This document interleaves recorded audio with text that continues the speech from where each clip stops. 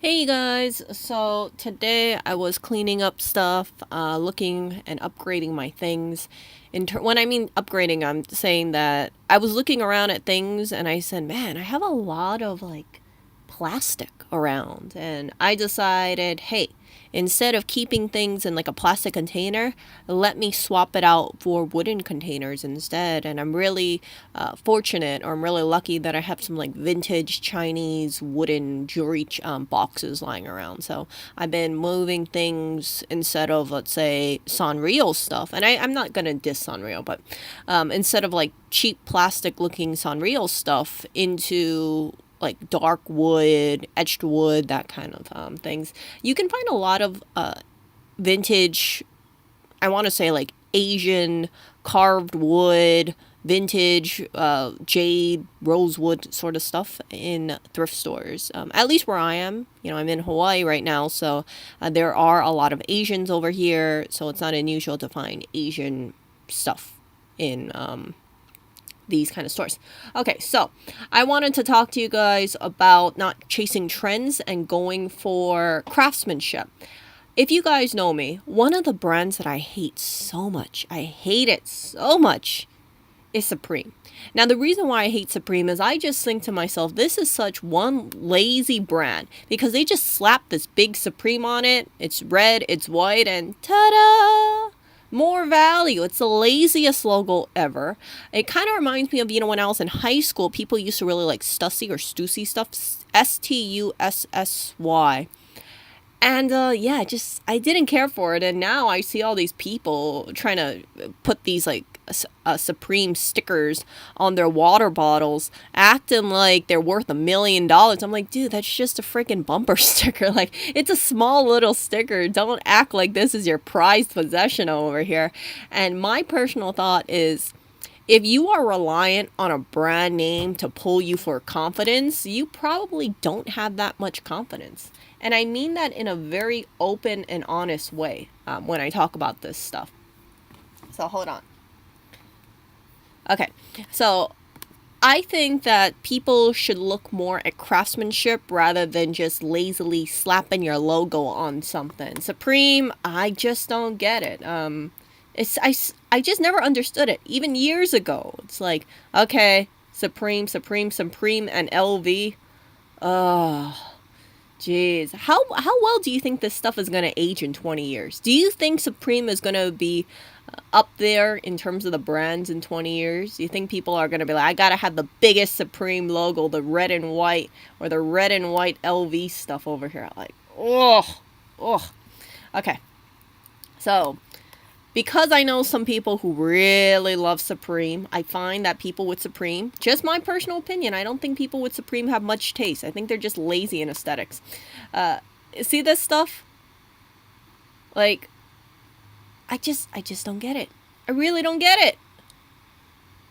Okay, so let's move forward. So I see some people, they're into this whole canvas kind of art. I see people with this whole putting brand names like LV on canvas and they think, ooh, they look so upscale.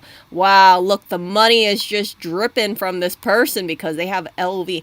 You guys know, even for face masks, the reusable face mask, the cloth face mask, I see people walking around in New York with fake LV ones, fake Gucci ones, and I can't help but think to myself, do they really think that nobody can tell this is just like they just slap on a pattern on there and then they just, whoever the company is, they just make out like a bandit? Like, I know for a fact LV, Gucci, and Chanel did not whip out face mask and then they're going to sell it to some vendor for $5. So let's look at this over here.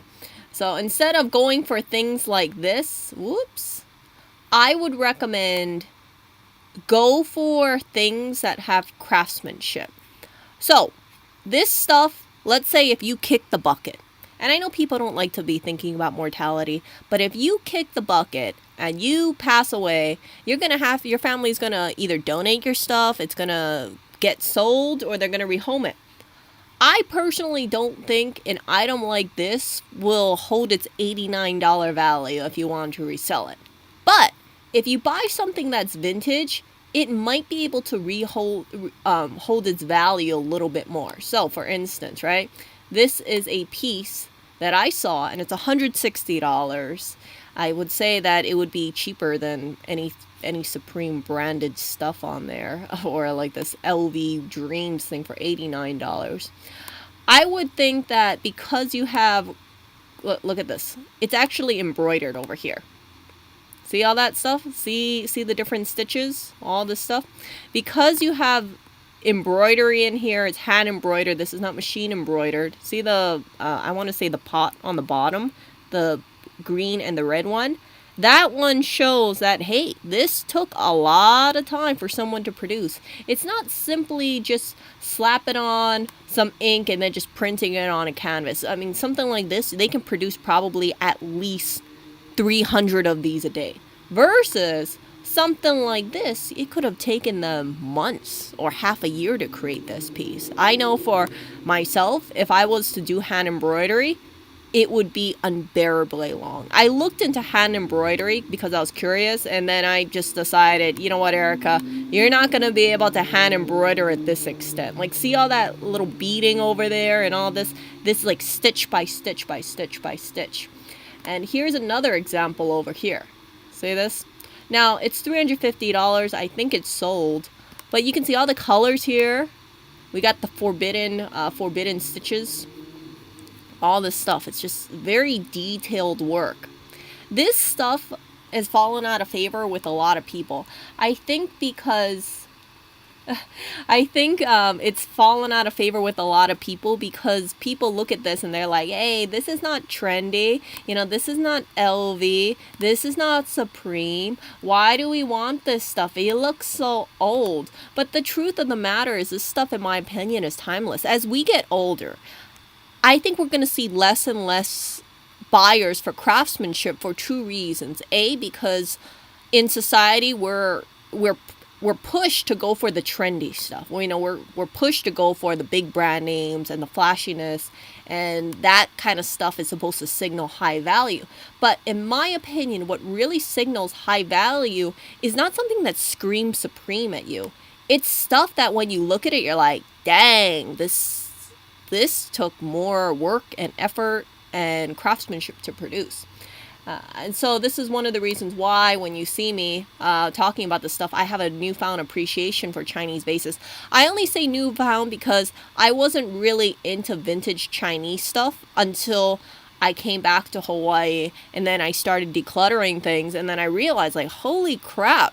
Yeah, wow, this stuff is like really detailed. I think you can say my tea mug that I have, which isn't worth very much money.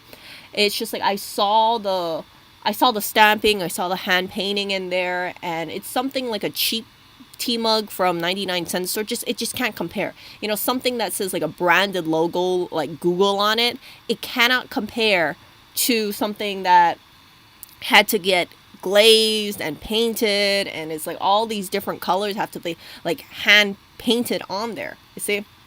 So vases, I think, are really beautiful. I don't really see too much of a demand for Chinese vases because, again, it's not this stuff, you know. It's not the dime a dozen kind of stuff.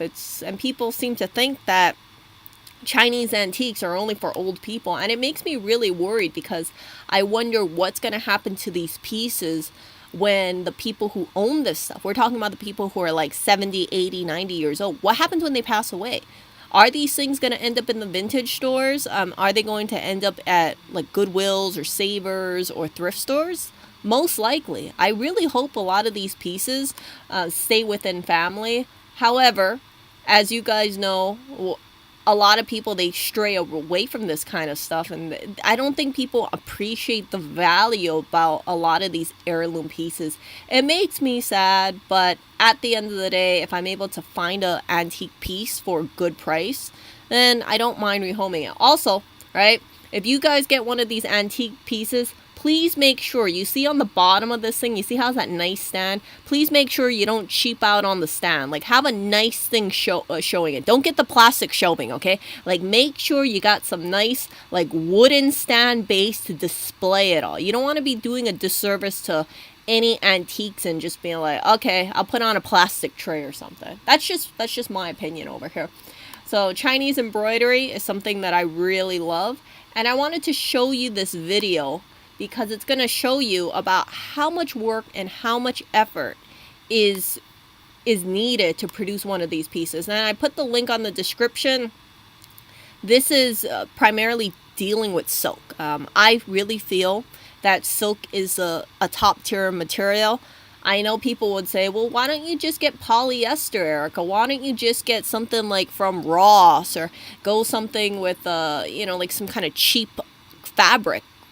Those fabrics, in my opinion, they don't have the same kind of shine and sheen as regular silk. They don't have the same feel as regular silk. There's a reason why when I see a silk piece, I'm like, ooh, I just want to take care of it more. Not because I'm walking around or I want to tell everybody, oh, look at my silk piece. It's really like you feel that there's just so much work put involved and so much how would I say? There's more labor involved in having a silk scarf than there is in having a polyester scarf. And I'll show you guys this really quick. So again, the link is in the description if you want to watch it. I'm going to tell you guys my thoughts about this. Pause it every so often.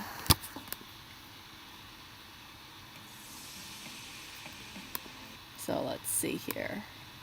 Let's go normal. We're going to do 1.25 here. Hey guys, welcome to my channel. It's Tyler here. Today I want to introduce you the art in the water town, Suzhou, by showing you. So look at these scarves.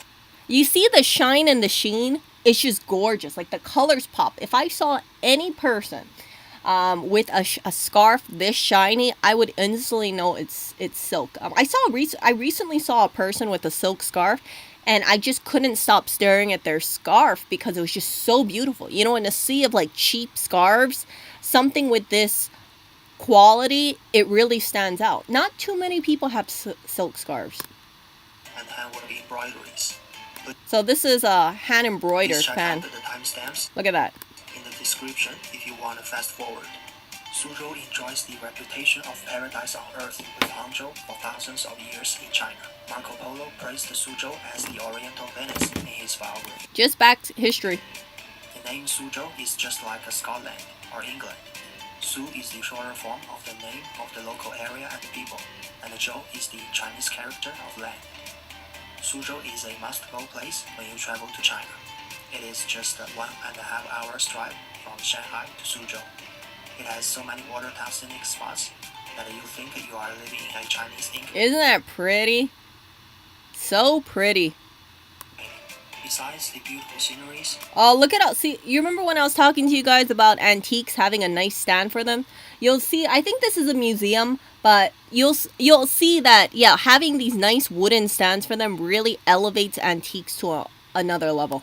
Suzhou owns 22 categories. See the wooden stands on the bottom of these pieces? Out of the total 24 categories of China's. Look at that. Holy crap. So I think this is cork, but I could be wrong. So can you imagine going in there with a carving knife and like one big piece of cork? You're carving out these intricate pieces? Like, whoa. Arts and the crafts industry. Half of them only exist. Look at this. In Suzhou. I cannot show them all in this video. So I'm just gonna show you the most representative. Oh, look at that beautiful jade. One. The Suzhou silk embroidery. Okay, the first one is 4 kinds of silk scarves with handwork embroidery. You know it's expensive. Champagne pink, silver pink, wine red, and China red. The packaging is really exquisite. Gift bag. Look, you have the gift bag and then you got the gift box in there too. Okay. Box. This is pretty useless, the box. And the scarf. It's all a presentation thing. The box. The size of the scarf is 155 by 35 square centimeters, made by 100% mulberry silk. Look at that shine, you guys. Oh, the color of the scarf is see that thickness? So when you see a scarf or when you see any material, if it looks like it's this thickness and it just like it feels so silky, you know it's silk. Sides, because it has oh my gosh. Look at that coloring. Oh, it's so gorgeous.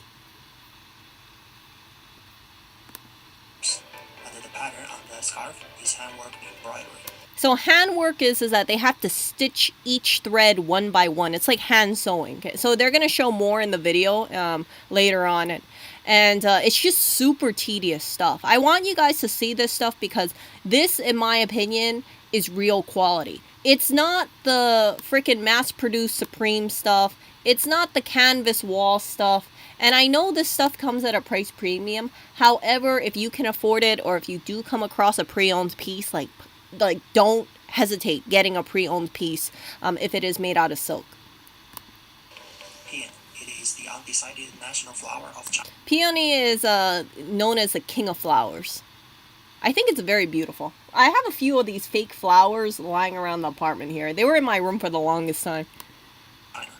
I just moved it outside to the living room area. I was like, I'll move my faux peonies outside. Represents wealth and completeness. See? Represents wealth, completeness, peace, and prosperity. Peace and prosperity. It is not the $20 chemical fiber scarf you bought on Amazon. Do you hear that shade? It's not the $20 chemical fiber scarf you bought on Amazon. Yeah, look how it glides in the hand. It is not the $20 chemical fiber Oh scarf my gosh, you so bought smooth. on Amazon. It is 100% animal protein spat out of the silkworm's mouth. This scarf can only be dry cleaned, and you must want to know how to distinguish the See how beautiful that is? Even when it falls, it's just so graceful. real silk from the chemical fiber. Well, the most effective way is to burn it. It will smell like you're burning hair because it is animal protein. But you only get one intact scarf, and there is no extra material for you to burn. So if you buy this scarf, you can't test that burn theory out because they don't give you an extra burn piece for authenticity. If you feel like this thick silk fabric, you'll instantly know it's silk. Therefore, we can only distinguish it This guy also gives other tips too. with some features. First, it is really easy to have wrinkles when you grab it, but the wrinkle will slowly disappear after you make it flat on the table. The chemical fibers are not easy to get wrinkles, but if it does, the wrinkle is not easy to disappear. Second, Silk scarves, if you got to put more maintenance in it, right? Like the guy said about the wrinkles. you will feel like the silk is dragging your hand when you touch it alone. The chemical fibers cannot do that. The luster of silk is soft and even, while the luster of chemical fibers is bright and dazzling. It has a strong reflection of light. Third, it will make a sound called silk singing when you rub two pieces of silk. The chemical fibers cannot do that. It's weird because I swear part of it sounds like a kid crying in this audio, but you'll hear that like scratchy, gritty sound.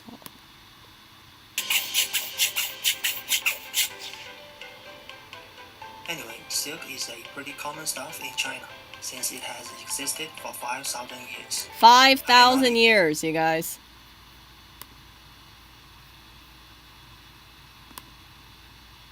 So if you guys are looking at this and you think like, oh man, silk, that must be recent. Nope, it's been around for thousands of years.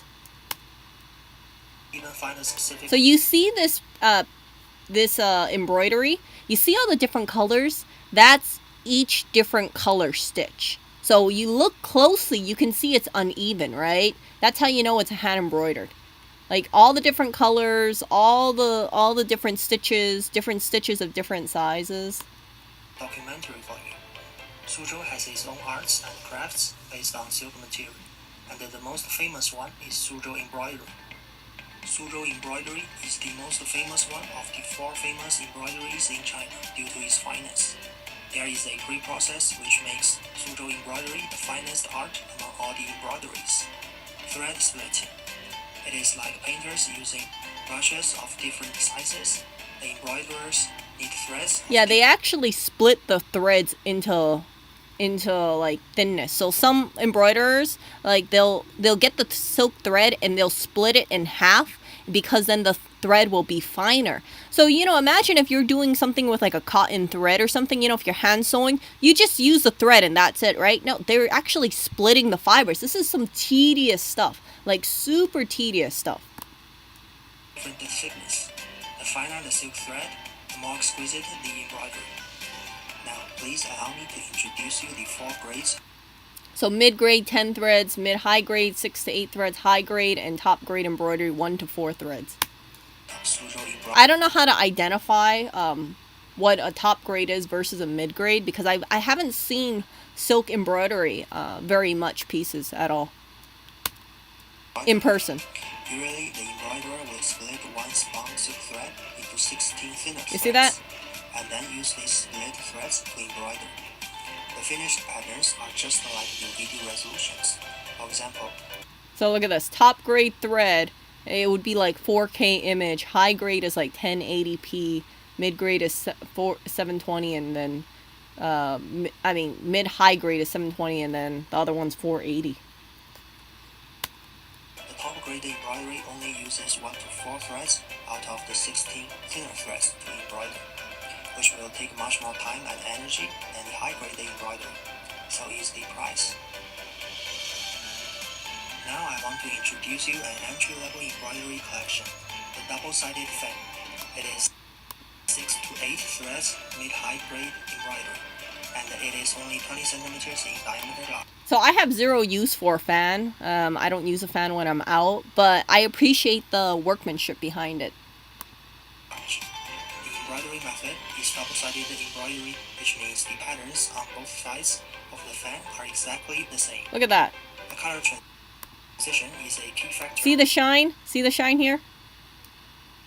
When you appreciate a Suzhou embroidery, the thinner the silk thread, the more natural the color. That's all hand sewing, you guys. Transition. Hand stitching. The pattern that can test the embroiderer's skills most are animals. An excellent embroiderer can make the fur or feather really lifelike on the embroidery. As you can see, this peacock pattern is pretty beautiful. The color transition on its tail is pretty natural, and the feathers gradually fade away along the tail. Do you guys see it? When you move it, you can see the colors changing it because it's so reflective. And the feathers gradually fade away. Wait, not that part. That was a glitch. But when you see the light, you can see how it gets darker and lighter a little. The thinner threads were applied when the embroiderer made the tail feathers. But when you take a close look at the pattern, you see even the tips of the feathers. You see how it looks like it kind of fades out? you will find it lost in the details, like the 720p resolution. See all the different colors here? See, on the bottom right, you got the feathers with, let's say, white and I think purple on the tip, on the middle. And then the second row of feathers, or the third row of feathers, is yellow. And then the inside of the fourth and the fifth is like a dark blue.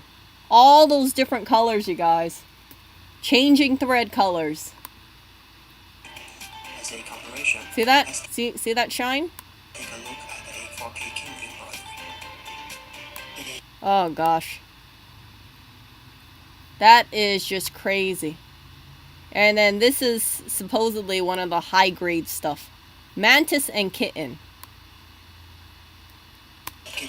super Look at that. Look at this thing. Look how fine that is. classic pattern in Suzhou embroidery, since it can test the This is a close-up, okay? skills of the embroiderer. In this embroidery, the kitten seems to be coming out. The tight and orderly interpretation of the silk thread perfectly creates the delicate and soft texture of the kitten's hair. At the same time, it gives full play to the bright luster of the silk thread. Embroiderers the eyes of the kitten to be watery, bright, vivid, and ready to show. This one is even better than the last one. It was presented to Queen Elizabeth as a national gift. The upgraded method is called double-sided embroidery. So this cat image was given to Queen Elizabeth. Look how top quality this thing looks, even from far away. And then the color, one side is gray and the other side is orange. It's a lot of work, and I'm sure this is very, very, very expensive. With different colors. It has the same pattern but different colors on both sides. It's pretty common for Suzhou embroidery to be given as a national gift to the leaders. Here is a 1 to 4 threads Tai Chi koi fish embroidery I just bought. It is the top grade embroidery, but it is only 35 square centimeters large, and the pattern is pretty simple, so the price is cool. Fish is actually another classic pattern in Suzhou embroidery. So top grade, this is the highest quality, right? Plus the luster of the silk thread can reveal the true tone of the scales. Look at this one. The embroidery fish is much prettier than the Look how beautiful. You see how luminescent that fish is? And again, you can see the guy's hand stitching it all. picture fish. It is pretty good to hang a home decor like this in your living room. The red koi will bring auspiciousness and opportunity to you, and the black koi will That's a pretty fish. urge wealth and dissolve evil spirits to your house. You can introduce these fun facts and super All the little stitches. embroidery when your friends visit. The only flaw is that Oh, this is the part he adds a little comment. I thought it was funny. Listen. this one is really small hanging on the big wall, but money can solve that problem anyway. Yeah, if you find your image is a little small, just spend more money and buy a bigger one. I was like, oh my gosh, this guy. As you can probably guess, pseudo embroidery can reinterpret See, this is a stitch work over here. different art forms: photography, sketch, One stitch by another. oil painting, portrait, world-famous paintings, etc. The silk thread can make it glow. And among all the masterpieces I saw in the referred documentaries, this one is the most amazing one. Jesus Christ, the Savior of the world. It is embroidered by Shen Shou, who owns the title Now I want you guys to look at Jesus's beard here. of the Saint of England. Look at that, you guys. Each wave of that beard here just looks so realistic, does it not? So this is supposedly the Saint of Embroidery. The guy is legendary, and it shows itself in this silk embroidery. It's just it's incredible. I like it when craftsmen, they have their pieces last for many years, because it kind of shows that even though they passed away, the skills that they refined in their lifetime continues to just move on, right? So even though this person passed away, all the skills that they accumulated in their life, it continues to inspire and just put people in awe. Embroidery back in the 20th century. Look at that. Look at She that. was the founder of See that? So the part on the right of his beard looks more luminescent. It has more dimension looking than the left side, right? It's like where the light shines. So the it's a she. This individual, she had to be aware about what color of silk to use to make sure that Jesus's face on his left side looks more, or our right, right? Our right is more luminescent than the left side. simulation / art embroidery. After her, the Look at this. Look at the beard. You see all the little stitches here? Dutch embroidery and the Western oil painting embroidery started to bloom. After the embroidery, I'd like to introduce you the royal-only silk fabric, kosu, or say Chinese silk tapestry. It is usually known as 1 inch of kosu, 1 inch of gold, since the extremely complicated weaving process. It takes 13 years. Look at this. It takes 13 years to make a Kosu dragon robe for the emperors of China. Oh my gosh. Can you imagine if you were an emperor and it took 13 years for you to have like a single robe made? Oh, jeez. And you know, it's not just one person making that robe. It's several people. It's a lot of handiwork. To make a kosu dragon robe for the emperors of China. But that is for the emperors. For us, it just take a few years to make a simple. Oh, just for us, it'll just take a few years. A few years. How much do you think the workmanship of this woman's coat is? How much do you think it costs? Tens of thousands of dollars, in my opinion. Patterned costume for several months to make a piece of kosu surface or a purse or leather bag. Even so, the price is higher. Yeah, I'm not a big fan of the wallet. General pseudo embroidery, and that is why I can't show you a real kosu product here. Yeah, I'm not a fan of this stuff. Now, Now look at the weaving here. Now, if anybody is a weaver, I want you guys to look at this, okay? Because as a person who just could not get into weaving, I tried. You know, I had a loom and I gave away the loom. It's just like I tried getting into it, and then I'm just pretty impatient when it comes to weaving. And it's also, you got to be aware about the stitch too, right? So look at this. let me show you the weaving principle of kosu. Compared with the common brocade, all the secrets lie in the structural difference between the warps and the wefts. This is the organizational structure of brocade. which is usually through warps and through wefts. The weft runs through all the warps. The long weft thread presents the pattern through the weaving between the warp threads. So yeah, you gotta be very aware of the stitch or the weaving that you did previously, because if you screw up, it's gonna be apparent, it seems. On the contrary, in kosu, the weft does not always reach the end. According to the contour or color change of the pattern, the weft Oh yeah, don't forget, you gotta change your colors too. goes back and forth in a limited region. When the same weft reaches the end of the same color block, it turns around and folds back. This kind of weaving is called through warps and cut wefts. Therefore, the actual weaving process is first set up 1400 warps. Look, 1400 warps. So anybody who's like, oh, Erica, why don't you just weave it yourself? I imagine you guys are not going to tell me to weave this myself, but like, I'm not going to get into this, okay? On a weaving machine in even distance, and then manually weave the weft Look at this! one thread One by one thread. according to the pattern. It is just like manually setting up every pixel point to form a picture. And be aware that the weaver must use the exact same You see how fine this is? So every string that you put in there, you gotta like push it with this little wooden thing. Oh, look at this. Did you see that? Be aware that the weaver must use the exact same string. Use the exact same strength, and he is brushing every part of the weft. Yeah, you don't want to like make one part more tighter than the other, and then it's uneven, right? Into the warp knot. Otherwise, the whole piece will not be flat. This is a piece of kosu waste when the kosu inheritor was remaking the dragon robe. So some person was remaking this part, and he screwed up. The Wanli Emperor.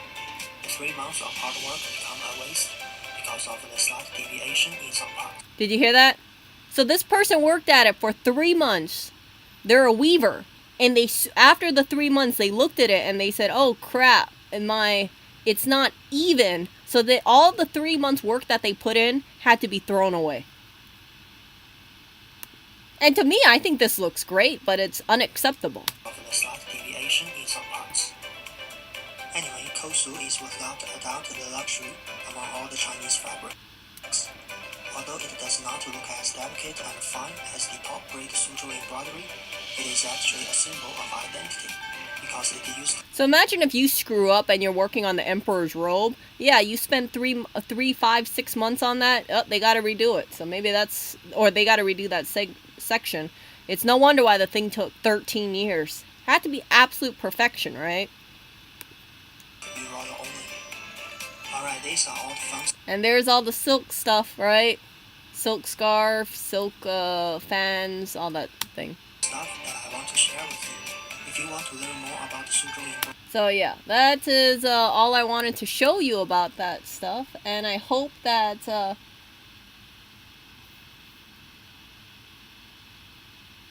why am I gonna private it?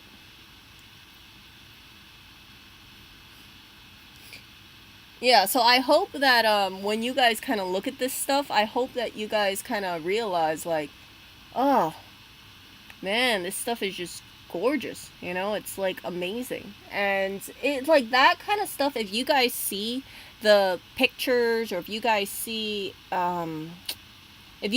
pieces that are embroidery at a thrift store, I hope you guys you possibly think about buying it. I'm not saying like buy it just for the sake of it, but I hope that you guys just learn to appreciate this kind of stuff, because you don't see hand embroidered pieces, or you don't see too much embroidery nowadays on that kind of level. I hope one day I can have like one of those like hand embroidered silk scarves. I don't know how expensive it is, but at this point in my life, I don't need a silk scarf. I just think it's really gorgeous, and that's why I wanted to share it with you guys. It's just so pretty. It's really pretty. And there's a lot of vintage pieces out there that could definitely be rehomed, that can definitely use. Okay, look at this. Vintage silk embroidery here. Let's click on this. You remember how that other one looks so high quality? You see this kitten? This kitten doesn't look so great. Like, look at the eyes.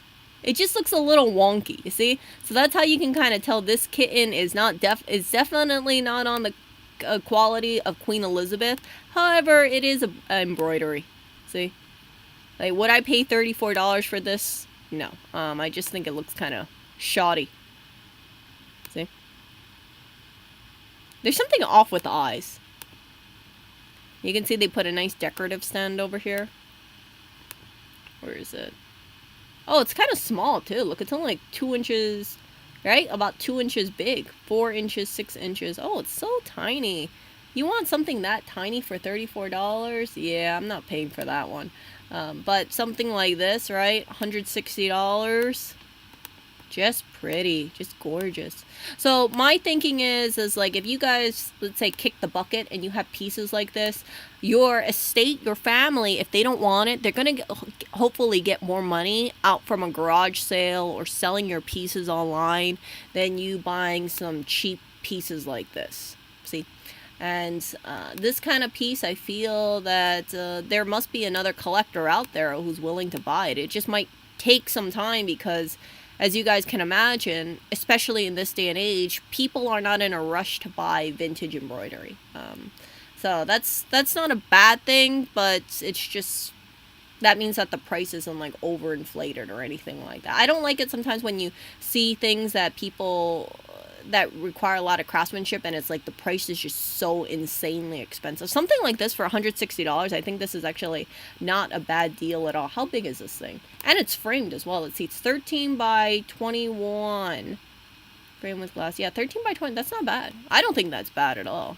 How many hours do you think it took for that person to create this? And then how many years of skill do you guys imagine that this person had to accumulate before they produced a piece like this? See? All the little stitchings here. Yeah. Oh, no, that wasn't Bruno Mars, people. That was just a company. So I'll talk to you guys later. And I hope that you guys just have a appreciation for handmade pieces, vintage pieces. And if you guys see any embroidery work, just know that this stuff has more value than any of that crappy Supreme stuff.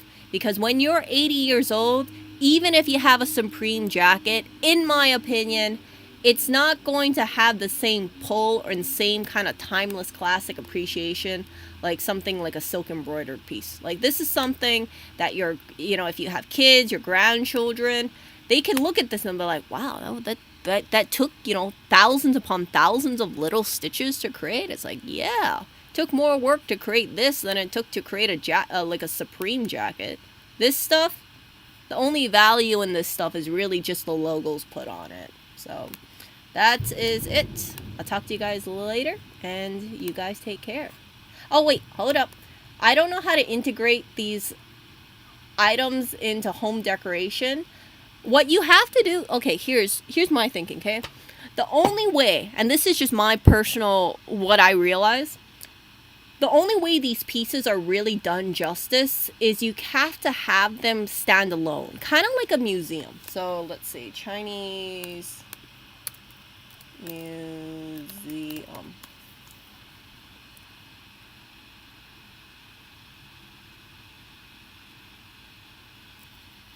Come on. Come on. Come on, internet.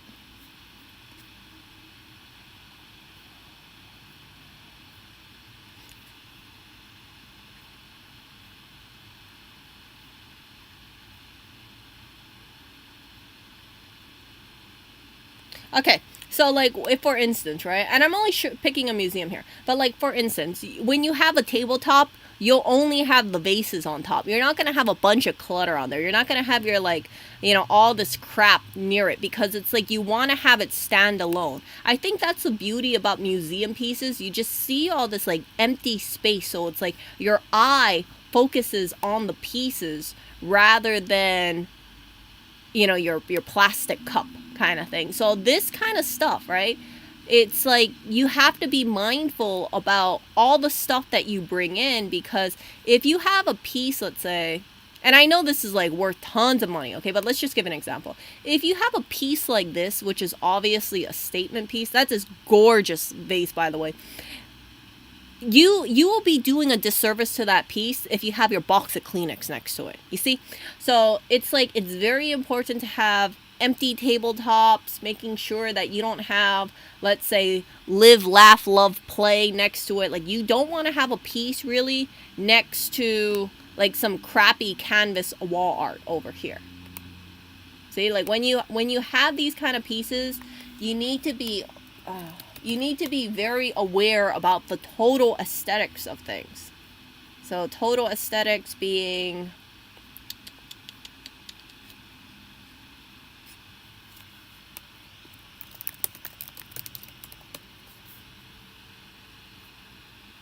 let's see if we can find the interior here.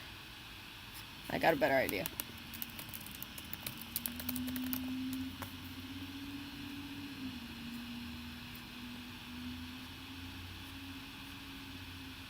So like for instance, right? Like this is Chinese, this is like rosewood furniture. But you can see like the way everything is set up, like here, for example, right? It's like, okay, this is not a good example, but like if you had 3 pieces on top of a table, it's like your eye is drawn to those 3 pieces. It's not like other crap as well. So you need to be, in my opinion, ideally a minimalist, because if you want to have statement pieces really make a statement, you cannot have too much visual clutter. And that presents like a problem, because like some people, they will say, oh, I like those pieces, but it's a struggle for me to kind of highlight it. See, like this, for example, you see you got the chairs and you got this, and then you got that one flower over here. The reason why the pieces look so pretty is because your eye is drawn to the 2 chairs, the sofa, the table, and then the vase of flowers. It's not clutter galore. Even when you look at pieces like this, and I know this looks very showroomy, and it is a showroom, you can see, right, when you have everything that looks like it's kind of around the same time period, around the same materials, it's not like pastels or anything like that, it pulls together a much more put together image than something that looks haphazardly put around. Like you're not going to see your PS5 over here, you know, with Hatsune Miku figurine in this setup, because it just looks plain weird. And that's why when I talk about this stuff, it's like these pieces, it's not like you just collect it and that's it. You have to make sure that you have like ideally a space that really brings the eye to those pieces as well. It's not just one thing, you see? So that's why when you hear me talk about this stuff, you don't see me just talk about, okay, I just want to buy the vases and that's it. You hear about me decluttering. You hear about me talking about, do I need this? Do I need that? Can I get rid of it? And for me, as a person, I realize that because I like this aesthetic, this is an aesthetic that I can grow into like 30, you know, in my 30s, 40s, 50s, 60s, 70s. And then when I pass away, I feel confident that the pieces, the furniture, the vases, they're going to have resale value, especially when I ideally already bought this stuff vintage. But all these pieces, right, all the pieces that I'm talking about, it's going to take a while to acquire. It's not like you just say, okay, I'm going to go to Goodwill and I'll find a vase today. Like, I've seen Chinese vases. It's very, very far and few between, because you're not just dealing with like me going to Goodwill. It's also other people, other collectors who are buying this stuff. And it's really just like a chance encounter. Sometimes you'll find the piece, sometimes you won't. There are pieces that I've collected at Goodwill and I just kind of thought, wow, I'm so fortunate to have found this piece. But it's really just me being at the right place at the right time and just just being able to grab that piece. So I don't have any vintage Chinese pieces that I have grabbed from a thrift store yet that I'm really satisfied with, that I wanted to buy it. But moving forward, right, I know that if I want to accumulate more of these pieces, I need to let go of a load of stuff, because this stuff looks so much in past centuries that having modern stuff just will look strange. Like this plus this is going to look plain weird, right? So it's like you show appreciation for the craftsmanship by not having visual clutter around. And I feel that, it's actually a good thing to be into this stuff because it prevents you from buying a lot of unnecessary crap. You're going to look at this stuff and you'll say, oh, I got this polka dotted vase. Wait a second, this clashes with the whole scenery over here. Do you really need that polka dot vase, or is it going to be doing you a disservice? And what I've realized is getting a polka dot vase, no way, that doesn't work with the aesthetics at all. This kind of furniture, I've seen Chinese households have it. Some of them, they keep their furniture for many years. They condition it, they make sure that everything that they get, it's just very simplistic. So they never have to really worry about decluttering because it always looks very on point, you see? And that's why it's like when you have this kind of image maintained, it's not hard to, it's not, you won't have massive decluttering because you've had to massively declutter, or you've always been minimalistic so you can maintain this image. And I look at these people, I look at this like vintage furniture, and you realize based on the craftsmanship, this stuff, this is not furniture that you buy 1 year and then you toss away 2 years later. This is the kind of furniture you keep it for many, many, many years to come. See this? So this has, I think, whatchamacallit? It looks like it has mother of pearl inlay in there. All this stuff, right? This rosewood furniture, by the way, it's very expensive. Some of this rosewood furniture costs. I don't know too many people who are into rosewood furniture and around my age because it's expensive. It's really pricey. And rosewood furniture is also, from what I've been hearing, it's kind of endangered. So yeah, I would not want to buy any new rosewood furniture for that. See, I would only want to buy a vintage piece, and that just brings in a whole another thing because this furniture pieces are so heavy. This is genuine wood. This is not compressed wood. So if you are moving, right, you want to make sure that your rosewood furniture, you take care of that thing. Like, you will make sure that thing gets professionally packed and moved across, let's say, state lines if you're moving from one state to another. Like, this is not light furniture. It's heavy duty stuff. And let's see, rosewood furniture, buy. Let's see. How much is rosewood furniture in the US? Let's check.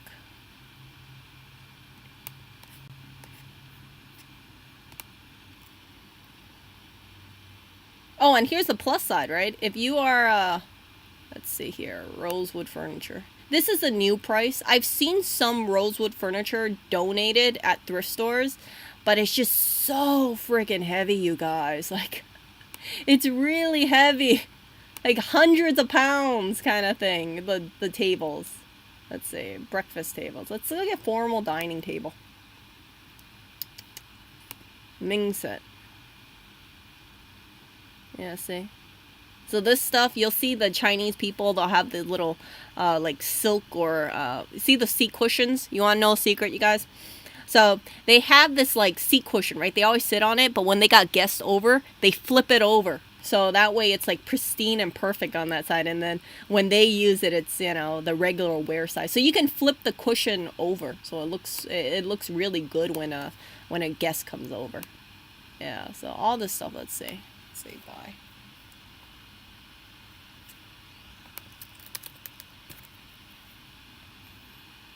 Okay, here we go. So rosewood dining table over here. Look at this. $5,000, $2,000. Anybody who thinks this, like, if you guys have ever been to a Chinese home and you see this rosewood, you'll notice it because it's like a pink, like really reddish mahogany kind of pinkish color. This stuff is not cheap. Never, ever, ever, okay? And I know you guys are not going to do this, but never, ever, ever go to a Chinese household and tell the person, oh, you should toss away your furniture and you should buy something new. Because if you're paying, right, $10,000 for your furniture, it's just like, you don't want to tell them to get rid of their freaking vintage furniture. Like, don't do that. I know some people are young in my channel. I don't want you guys going into a Chinese household and say, how come they're not going and buying new furniture? Like, compared to a lot of the new furniture, that's the stuff in the furniture stores, like $600 couches, $800 couches, that is like so cheap compared to this rosewood stuff. See? So rosewood this, rosewood that. See? $7,000. And this is a lot of the stuff is used, right? Let's see. This is, where is this? Like, okay, this one is 1,360 over here. See, just a chair alone is about $1,000. Oh, this is pretty. See this stuff? This is the stuff that I like. This carved wood stuff. See that? This stuff takes a lot of skill. A lot of time, a lot of skill. They had to like poke holes in there and then carve it all around. So if I ever see a table like that at a thrift store or something, I would be very, very, very tempted to pick it up, just because it's like, you look at this and you're like, how long did it take them to do that carving? And not only that, the skill level to do this kind of carving as well. See? Hand carved by skilled artisans. But this one's only 200 something. What is this made out of? It's a rosewood? It's kind of cheap. Why is it so cheap? Okay, so this stuff, right? So the more mother of pearl that you have in the rosewood, that's also more expensive too. So see this? $19,000 over here. See this? See all this carving over here? All that wooden carving. So mother of pearl plus like this black lacquer kind of wood, that tends to be very pricey. I rarely see this stuff at thrift stores. I've seen a few of them, but I don't have any use for them, you know, so I never purchased it. But I've seen some really nice antique looking furniture, a few pieces here and there. Usually when you see this kind of antique stuff, mother of pearl, you'll see it for jewelry boxes, and that's pretty inexpensive. Oh, let's talk about this.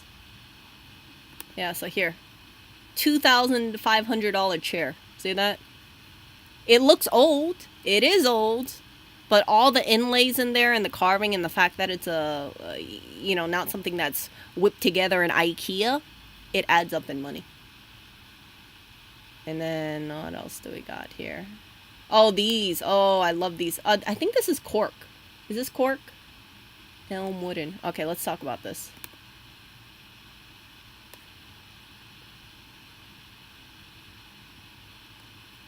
Look at all the carving here, you guys. $12,000.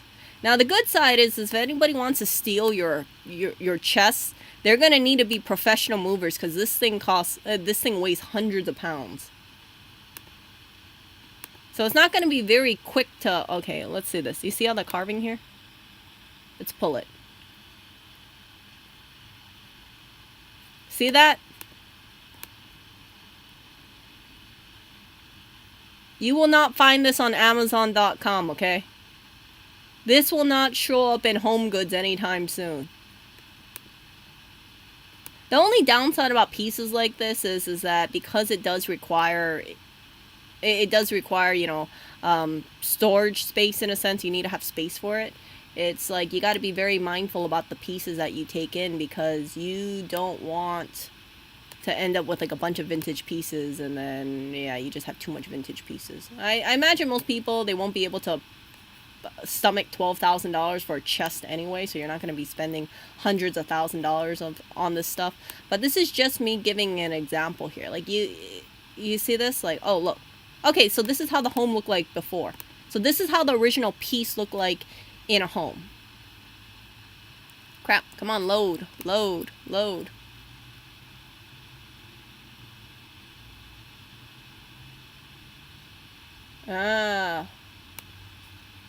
Hold up.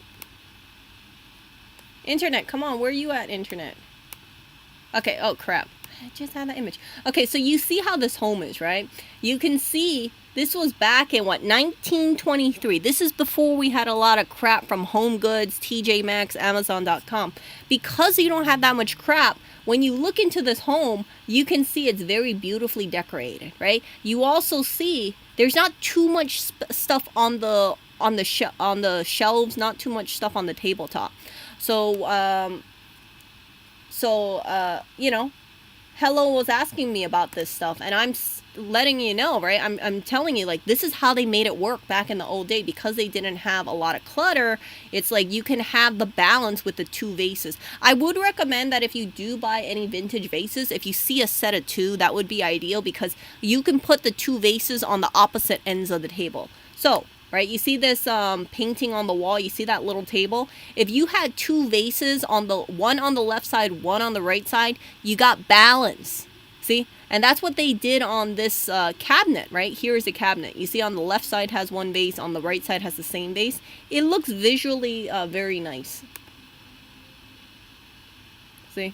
So this is how the home looked like back in the day. Very sparse because there's no online shopping back. So that's how they made these spaces work. And these pieces were not cheap back in the day either. So you're not going to be buying $10 IKEA table because there was no IKEA back then. But yeah, to have a space like this, gotta get rid of a lot of stuff that looks like it's 21st century, so you can really show off. I don't want to say show off, but you can really display the beautiful piece that it is. Yeah, so this kind of stuff, this is what I believe to be, in my opinion, minimalistic. You don't have that much stuff lying around, and it's just like, because it will get really distracting if you have too much stuff around these kind of pieces. This is a good way to make sure a family, or you make sure that the kind of visual stuff around looks minimalistic. And you got to be very oh, look at this, see? So you got rosewood nesting tables here. So instead of having a bunch of tables all around, you have 1, 2, 3. You have 4 tables underneath one table. So if you want to just like use them around, you can. But if you're like, hey, I just need 1, I don't need to have 4, they all kind of stack together. And I think it's really brilliant for this kind of stuff to show up, nesting tables. Yeah, I've seen this kind of circular stand in the past too. So this kind of stand, see? Where is it? Did they show a vase on here? No. Look at this. Burmese, $24,000. I would say that this stuff is very much a theft deterrent, and this kind of furniture, because anyone wants to lift it, like I said, it's just so heavy. It's so heavy. You want to grab and go, good luck grabbing and going a couple 100-pound table. It just is kind of like a pain in the ass if you want to move, though. And then you also have to be wary about termites, too. You don't want termites biting into your rosewood table. See this? But I really do want to have a table like this one day. This one. See, so you can put vases on top. One vase on the left, one vase on the right, matching vases, and then one other vase in the middle. So then you got 3 vases on here, right? 2 matchy on the far left and the far right, and then 1 standalone, like, beautiful vase in the middle. And then all of them have that base stand as well. All that stuff. But that is not something I'm planning to do in like 1 year, 2 year, 3 year. It's a whole lifetime thing. And then when I pass away one day, right? Hopefully someone takes my rosewood table and my vases, and hopefully it gets rehomed within family or friends. And yeah, that's my thinking about it.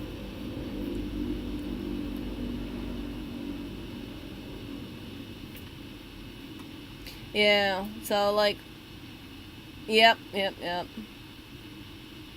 Yeah, so hello, like, as long as you're very fortunate to have that kind of amazing wooden furniture. I used to think it's very like, how come these people don't spend money on new furniture? But truly, if you guys look at how wooden furniture is, especially the price of wood nowadays, if you have genuine wood furniture, now I don't care if it's rosewood or mahogany or oak, take a lot of pride into it. Take care of those wooden pieces because they are getting increasingly rare. And I really feel that those pieces, it's going to really stand the test of time. In my opinion, what we will see moving forward is we're going to see more people with like compressed wood, cheap filler wood, cheap stuff, because things are getting pricey. And if you already have genuine wooden pieces, like, it's really amazing. It's really great. Yeah, look at that. Great granddad's 120-year-old rug. That's incredible. You know how it's like so many people, they take for granted for these antique rugs. And then what they don't realize is, like, sometimes when they get rid of it, they're like, oh, I don't want a rug that looks old fashioned. I want a rug that looks like stylish, right? Like they, some people, they're like, I don't want one of those like old Persian looking rugs. Like I'm not an old person. I want something that looks more modern. I want a rug that looks like this. And there's nothing wrong with wanting a rug like that looks like this, but in my opinion, it's just like if you have an heirloom piece and it's an antique rug, and the workmanship on those antique rugs is just it cannot be compared to anything from Target or anything from IKEA. See these kind of antique rugs? Like, wow. I've seen a few households where they have antique rugs, and sometimes when I see it, I'm like, holy crap, that's a really beautiful rug. And you can tell it's such a one-of-the-kind rug. It's not something like they mass-produce. So I feel like families, they really need to just take care and display the possessions, because it also signifies a previous generation as well. It's not like, okay, I went to Walmart or I went to Target, I bought this rug for $50. There's no back history on that kind of stuff.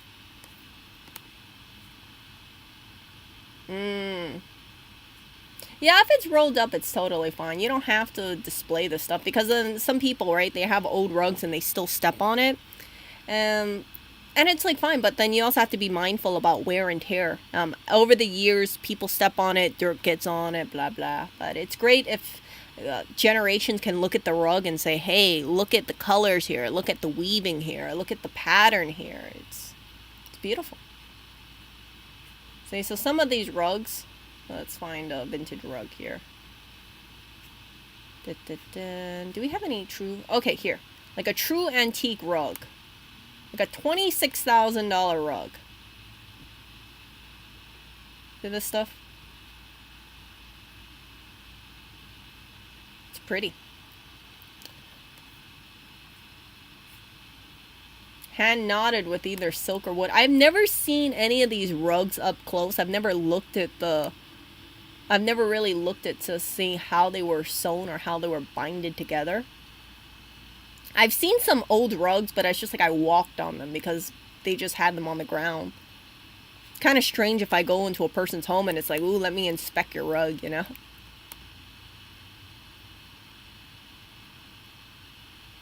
Yeah, so let's see if we can see any signifiers over here.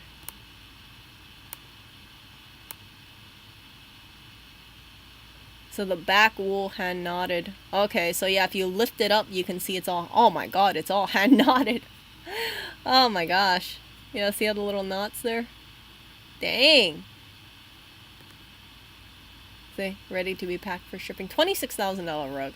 Most people wouldn't know. I imagine most people, if they have this kind of stuff lying around and if someone breaks into their home, they're not going to say, let me go for the vintage rug. They're going to say, let me go for the gold. Let me go for the jewelry. And you can't expect thieves, and it's good. Thieves don't target rugs. So I'm going to get going, you guys. I hope you guys appreciated this stream. And if you guys have any older items, right, don't think of them as outdated.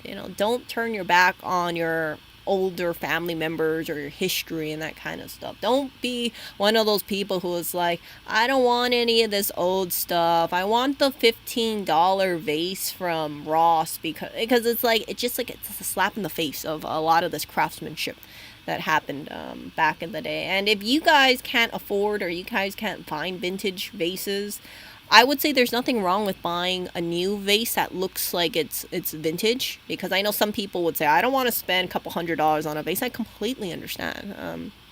Or you guys don't want to wait possible the next 10 years to come across a antique vase that's within your price range. I get it. But you can always get stuff that looks like it's vintage, but it isn't vintage as well. It's just, I think the vintage look is a lot more timeless, a lot more classic than now. Okay, you guys. And yeah, you guys take care.